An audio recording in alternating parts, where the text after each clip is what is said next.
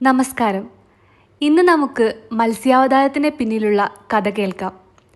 ഹൈന്ദവ ഐതിഹ്യപ്രകാരം മഹാവിഷ്ണുവിൻ്റെ 10 അവതാരങ്ങളിൽ ആദ്യത്തേതാണ് മത്സ്യാവതാരം. വൈവസ്വത മനു എന്ന മനുവിൻ്റെ ഭരണകാലത്താണ് മഹാവിഷ്ണു മത്സ്യമായി അവതരിക്കുന്നത്. ബ്രഹ്മാവിൽ നിന്നാണ് വേദങ്ങൾ ഉത്ഭവിച്ചതെന്ന് പറയപ്പെടുന്നു. ബ്രഹ്മാവ് ഈ വേദങ്ങൾ ചൊല്ലിക്കൊണ്ടിരിക്കുന്ന സമയം ഹയഗ്രീവൻ എന്ന ഒരു അസുരൻ ബ്രഹ്മസന്നിധിയിൽ നിന്ന് വേദസംഹിതകൾ അപഹരിച്ച് കടന്നുകളയുന്നു.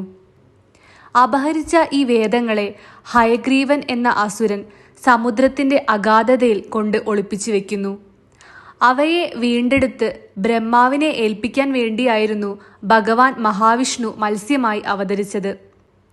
ഒരിക്കൽ മഹാഭക്തനായ സത്യവ്രതൻ എന്ന തെക്കൻ പ്രദേശത്തെ ഒരു രാജാവ് കൃതമാല നദിയിൽ കുളിച്ച് തർപ്പണം നടത്തുമ്പോൾ നദിയിൽ നിന്ന് ഒരു കുഞ്ഞു മത്സ്യം രാജാവിൻ്റെ കയ്യിലകപ്പെട്ടു. അതിനെ രാജാവ് ഒരു കുടത്തിലെ വെള്ളത്തിലിട്ടു. എന്നാൽ ദിനം പ്രതി മത്സ്യം വളർന്നു വന്നു.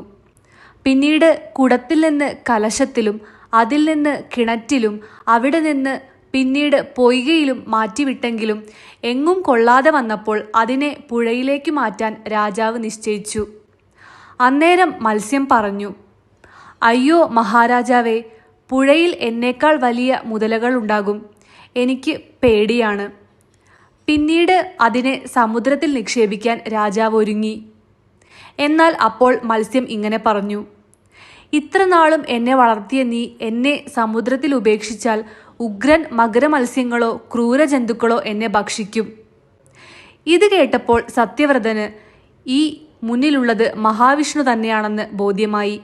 വേദങ്ങളെ ഉദ്ധരിക്കാനായി ഭഗവാൻ മത്സ്യമായി അവതരിക്കുമെന്ന് നേരത്തെ തന്നെ രാജാവ് കേട്ടിരുന്നു.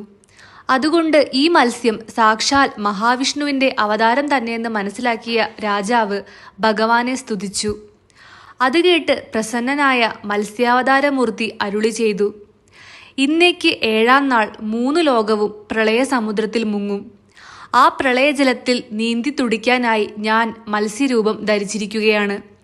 ഹയഗ്രീവനിൽ നിന്ന് വേദങ്ങളെ വീണ്ടെടുത്ത് ബ്രഹ്മാവിനെ ഏൽപ്പിക്കലാണ് എൻ്റെ ലക്ഷ്യം. പ്രളയസമുദ്രത്തിൽ അകപ്പെടുന്നതിന് മുൻപായി നീ എല്ലാ ഔഷധികളുടെയും വിത്തുകൾ സംഭരിച്ച് സൂക്ഷിക്കണം. 7-ാം നാളിൽ കടൽ പെരുകി വരും. നീ അതിൽ പെട്ടുഴലുമ്പോൾ ഒരു തോണി പൊങ്ങി വരുന്നതായി കാണാം. സപ്തർഷകളും പലതരത്തിലുള്ള പ്രാണികളുമുള്ള ആ തോണിയിൽ നീ കയറിക്കൊള്ളണം. ആ സമയം സൂര്യപ്രകാശം ഉണ്ടായിരിക്കുകയില്ല.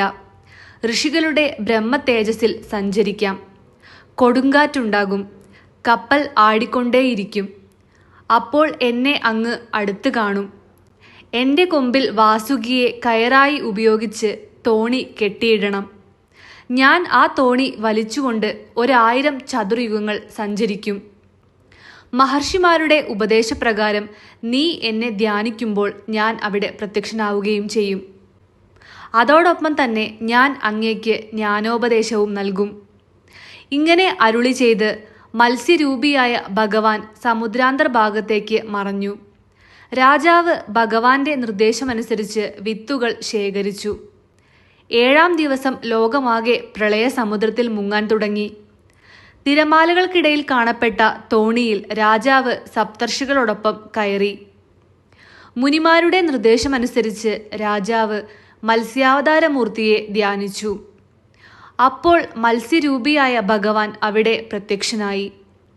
നേരത്തെ നിർദ്ദേശിച്ചതനുസരിച്ച് തോണിയെ മത്സ്യത്തിൻ്റെ കൊമ്പിൽ രാജാവ് ബന്ധിച്ചു. മത്സ്യമൂർത്തിയായ ഭഗവാൻ രാജാവിന് തത്വജ്ഞാനവും ഉപദേശിച്ചു കൊടുത്തു. പ്രളയാവസാനത്തിൽ ഹയഗ്രീവനെ വധിച്ച് വേദങ്ങളെ വീണ്ടെടുത്ത ഭഗവാൻ മഹാവിഷ്ണു ഉറക്കമുണർന്ന ബ്രഹ്മാവിന് വേദങ്ങൾ നൽകി. ബ്രഹ്മദേവൻ ഭഗവാനെ നമസ്കരിച്ചു. ഭഗവത് കാരുണ്യത്താൽ ബ്രഹ്മദേവൻ വീണ്ടും സൃഷ്ടികർമ്മം ആരംഭിച്ചു. സത്യവ്രതൻ എന്ന രാജാവ് വൈവസ്വതൻ എന്ന പേരായ മനുവായി. മത്സ്യാവതാരത്തിനു വേണ്ടി സമർപ്പിച്ചിരിക്കുന്ന വളരെ കുറച്ച് ക്ഷേത്രങ്ങൾ മാത്രമേ ഉള്ളൂ. ബേട്ട് ദ്വാരകയിലെ ശംഖുധര ക്ഷേത്രം, ആന്ധ്രാപ്രദേശിലെ ചിറ്റൂർ ജില്ലയിലെ നാഗലപുരത്തിലെ വേദനാരായണ ക്ഷേത്രം, ശ്രീലങ്കയിലെ തൃങ്കോമാലിയിലെ കോനേശ്വരം മത്സ്യകേശ്വരം ക്ഷേത്രം എന്നിവയാണ് പ്രധാനപ്പെട്ടത്. മത്സ്യനാരായണ ക്ഷേത്രം ബാംഗ്ലൂരിലും സ്ഥിതി ചെയ്യുന്നു. മത്സ്യാവതാരത്തിൻ്റെ കഥ നിങ്ങൾക്ക് ഇഷ്ടമായെന്ന് പ്രതീക്ഷിക്കുന്നു. നിങ്ങളുടെ അഭിപ്രായങ്ങൾ കമൻറ്റ് ബോക്സിൽ രേഖപ്പെടുത്തുമല്ലോ. കൂടുതൽ വീഡിയോകൾക്കായി ചാനൽ സബ്സ്ക്രൈബ് ചെയ്യൂ. നന്ദി, നമസ്കാരം.